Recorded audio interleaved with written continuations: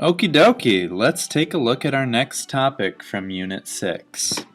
We talked last time about solving equations. That's what we're going to do this time too, except this time we're going to talk about solving multiplication and division equations, not addition and subtraction equations.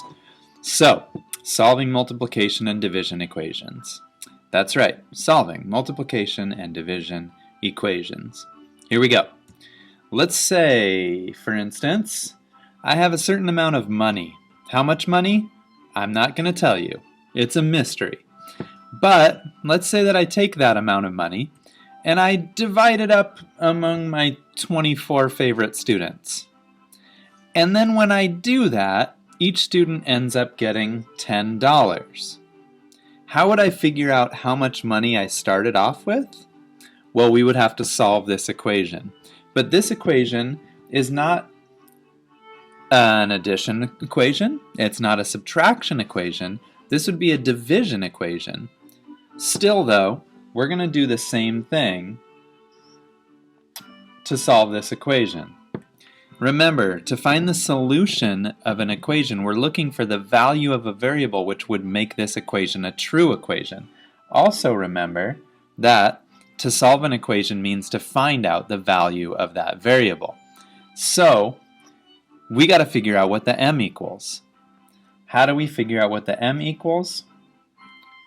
Well, we're going to use inverse operations to figure out what m equals. And remember, inverse operations is just a fancy way of talking about opposite operations. Well, if you look at this equation, m divided by 24 equals 10, you should be able to see that the operation here is division, right? So what's the opposite of division? What's the inverse operation for division? Well, the opposite of dividing would be multiplying, right? So the opposite of dividing by 24 would be multiplying by 24. So if I multiply the left side by 24, what do I have to also do? I have to keep it balanced. I have to multiply the right side by 24. Now, on the left, if I divide something by 24 and then multiply it by 24, wouldn't multiplying by 24 just undo the dividing? Don't these two things basically just cancel each other out? That's what I'm basically trying to say. And the answer is yes, they do cancel each other out. So, I have m remaining on the left side. Now I just have to figure out what I get on the right side. So, you can punch 10 times 24 into your calculator, or you can do it on paper, or maybe some of you can do this in your head. Either way you do it, no matter what, you should get m equals 240. So, man, I had $240 and I decided to share it with you guys? I think I should have just kept that for myself. I'd be halfway to an Xbox with that. Anyways, whatever. We got our solution, okay? But how do I know? How do I know that my solution is right? How do I know that it's true? Well, look back at the original equation, okay? And if I put 240, not there, but here, would 240 divided by 24 come out to 10? Yes, it would, and that's why this is the correct solution to this equation. Alright, basically, the moral of the story here is that when you're doing multiplication and division equations, you're still going to use inverse operations, and you're still going to try to find the value of the variable to make a true equation. But to undo a division equation, you're going to use multiplication because that's the inverse of division, and to undo a multiplication equation, the inverse operation is division. And that's basically all there is to it. So I just want to do a couple more practice equations. You can check and make sure that it makes sense, and then I'll have you practice yourself, and we'll be done. Okay, 9y equals 18. This is a multiplication equation because 9y really means 9 times y, doesn't it? Doesn't 9y mean 9 times y? Yeah, there's a multiplication problem hidden in here. So if we're taking y and timesing it by 9, what's the opposite of timesing by 9? It would be dividing by 9, right? So, what's 9 divided by 9? 1. And what's 1 times y? Y. On the left side of my equation, 9 divided by 9 basically cancels itself out. On the right side, I've got to keep it balanced. What's 18 divided by 9? Now, how do I check this answer? Plug the 2 right back here. Is 9 times 2 18? Yeah, it is. So is y 2? Of course. So what we're doing here is basically the same exact thing that we've been doing before. It's just to undo multiplication, use division. All right. What if you have z over 4 equals 12? What is that? Well, I hope you can see here that z over 4 is really like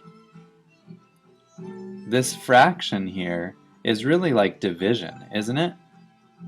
Isn't this kind of like z divided by 4? Yeah. So, what's the opposite of dividing by 4? Multiplying by 4. So, I'm going to multiply this by 4, and I'm going to multiply this by 4, and let's see what we get on both sides. 12 times 4 is 48. What do we get over here? Well, notice I would have 4z on top, and 1 times 4 is 4 on the bottom, but wait a second, that's all just a waste of time, because 4 divided by 4 cancels out. I have z equals 48, and that's my solution. Okay, again, check that, just to make sure. If I plug 48 up here for z, is 48 divided by 4 going to come out to 12? Yep, that works. So, yay, we have ourselves a correct solution. Just a couple more examples. What if you have 120 equals 8n? Does it really make a difference that the variable on this problem is on the right side instead of the left? No. How do you do multiplying n by 8? You got to divide by 8. What's 8 divided by 8? 1. And what's 1 times n? N. How do I keep this balanced? I divided the right by the 8, so I've got to divide the left by the 8. Now you just have to figure out how many times 8 goes into 120, and you'll have your solution for what n equals. Well, 8 goes into 12 once, and then that would leave 40, so that's 5. Oh! N would equal 15. And you can check that by seeing if 8 times 15 really is 120. One more example. Let's say we have 3 equals m over 9. Remember, this is like m divided by 9, and the opposite of dividing by 9 is multiplying by 9, right? So that's how we're going to cancel out the dividing by 9, and that'll give us m.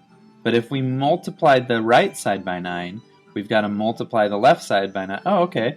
Boom, I'm done. This is easy. Okay? And again, is 27 divided by 9 going to come out to 3? Yep. So I have a correct solution. And that's really all we're doing here. Just more inverse operations. All right. Time for a couple practice problems. So, I want you to solve 20 equals 10 times x. Tell me what x equals. And I want you to solve y over 8 equals 4 and tell me what y equals. When you do this, I would like you to show the steps that you're using. In other words, I want you to show the inverse operation that you're performing on both sides of the equation, and I want you to tell me a solution of x equals something and y equals something, and I want you to show me that you're confident about your answers by plugging them back into the original equation to see if they work. Once you do that, you're all done. Adios.